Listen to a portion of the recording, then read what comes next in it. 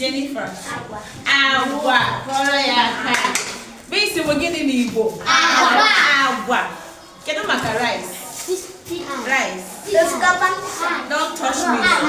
Rice chizaram. Osikapa.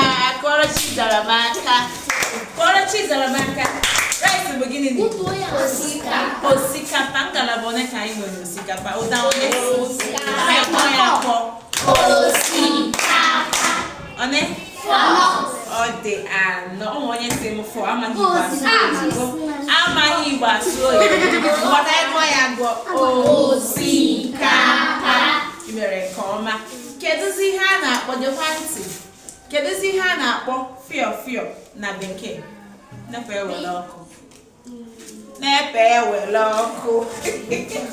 Kedu ihe a na-akpọ fịọ na bekee? We are talking about examples of proteins, right? Examples of proteins, bodybuilding food, because we learned balanced diet. You've mentioned examples of proteins for me. Is that I'm going to say this again. Kedu ihe a na-akpọ fịọ na bekee? Fịọ bụ protein, okay? Kedu aha bekee? Kedu